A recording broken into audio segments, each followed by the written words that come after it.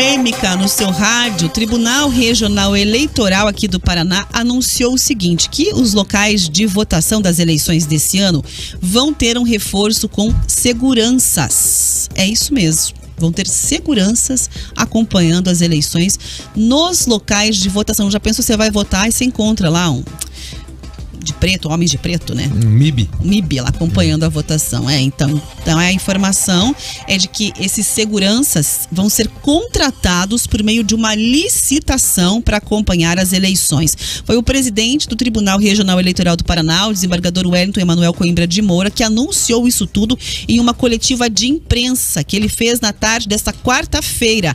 E aí ele trouxe as informações do perfil do eleitorado esse ano aqui no Paraná. A gente teve um aumento do número de eleitores na casa dos 8 milhões, estamos este ano. Já vou adiantar que a maior parte é formada por mulheres do eleitorado paranaense. Teve um acréscimo gigantesco de jovens que vão votar a primeira vez. Adolescentes, 223% crescimento. Então a gente percebe aí um recorte de informações importantes que os candidatos todos vão deitar e rolar aí nessas informações para direcionar a pesquisa, né? Você disse uma coisa muito forte na hora aqui de Curitiba, que as mulheres e os adolescentes podem decidir as eleições esse ano.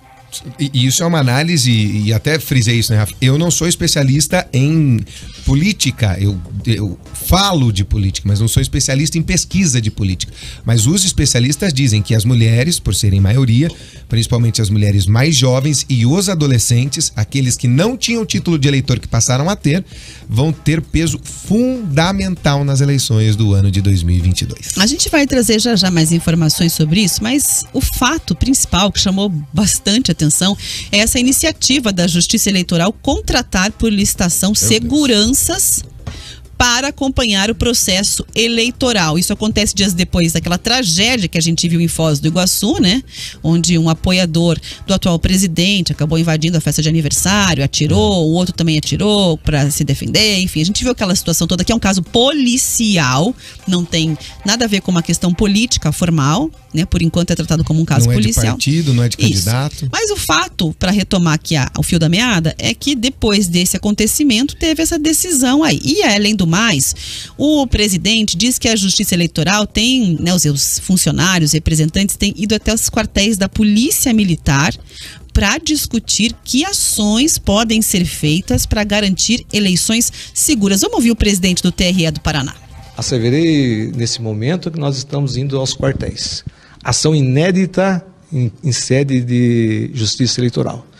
E é nesse sentido que nós estamos trabalhando para que o policial militar saiba como agir em qualquer situação para proteger o eleitor e também aqueles que vão trabalhar.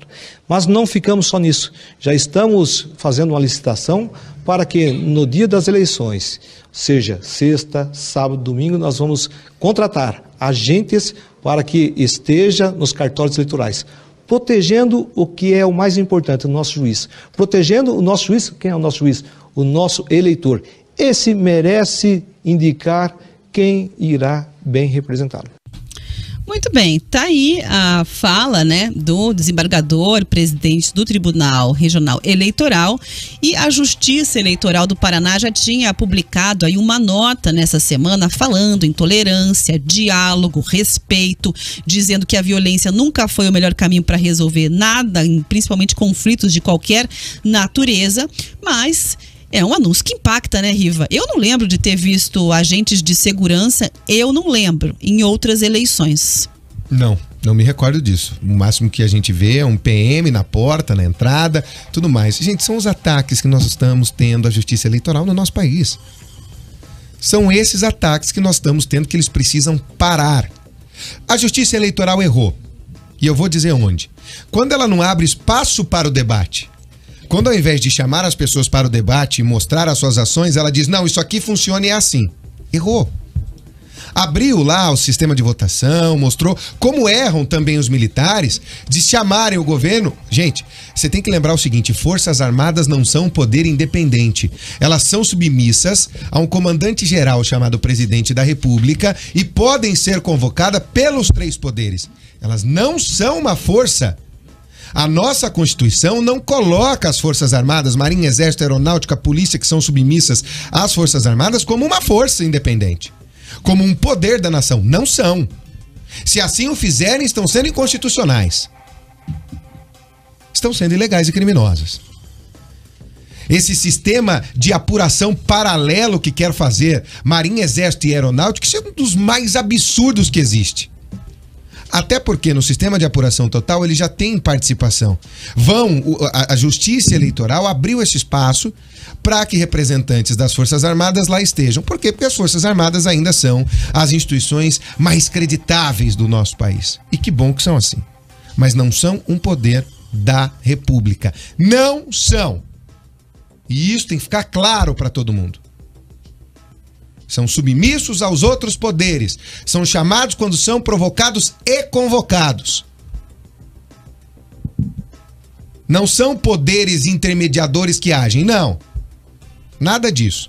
Até, por exemplo, se o presidente da República convoca o Exército para ir para um estado, ele precisa de autorização do Congresso.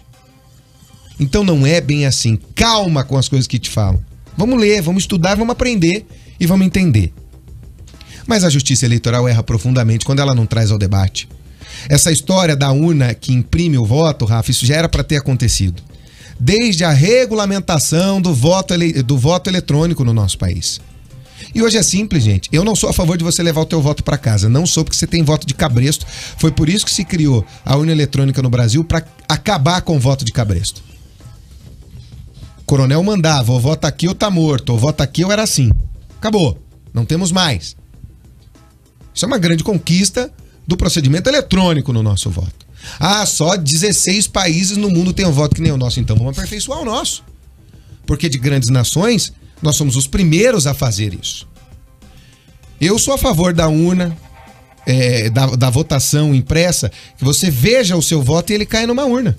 Você vai lá, vê o seu voto, ele vai cair com QR Code ou com alguma coisa que identifique na contagem, você só passa ele ali e sai o voto que você deu, pronto. Registrado, a tecnologia nos permite fazer isso hoje, mas o custo era de 2 bilhões. Eu prefiro o custo de 2 bilhões na impressão, com urnas ao lado, para parar essa grita que não tem fundamento, porque não tem uma questão fática, não tem. Não há um fato comprovado de uma eleição ter sido roubada por causa da urna eletrônica. Não existe isso. Quem tentou fazer depois pediu desculpa, que foi o PSDB em 2016. 16 não, 14, né? 16, a Dilma sai do poder, entra o ex-presidente Michel Temer. Então não tem. Uma questão fática não existe. Mas esses ataques estão fazendo com que algumas pessoas possam chegar mais intensas numa urna eletrônica e fazer aquela bagunça, quebrar a urna, xingar, falar que tá roubando. Inclusive, nós já tivemos um deputado eleito cassado porque fez essa acusação e não provou. Quem acusa, prova. Quem acusa, prova. Está inelegível pelos próximos 8 anos exatamente por fazer uma acusação que não provou. Podemos discutir isso ou não. Mas o fato que levou à cassação foi esse. Eu tô mentindo? Não tô. Não tô. Então nós temos que ter muito cuidado. Ao invés de gastar em fundo eleitoral, fundo partidário, os quase dá 5 bilhões no total, né, Rafa? Se não me falha a memória, somando os dois aí, passa dos 6 bilhões, se não me falha a memória.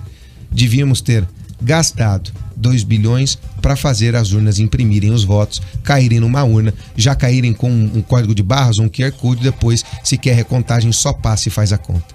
Aí sim estamos tendo transparência. Ok? Mas lembrem-se, existe o boletim da urna, que dá um número de votos para cada candidato. É o BU. É que quem nunca acompanhou a eleição não sabe como é o procedimento. Começa com a zerésima. O que é a zerésima? Que aliás é uma expressão que só tem no Brasil. Você vai lá e vê que todos os votos estão zerados. Todos, todo mundo assina. Depois, quando sai a eleição, todos assinam o BU, inclusive os fiscais de partido. Algum fiscal de partido ia aceitar o partido dele ser roubado? Eu duvido. Mas quanto mais transparência, melhor. Só que essas acusações de hoje são absolutamente infundadas. 11h40.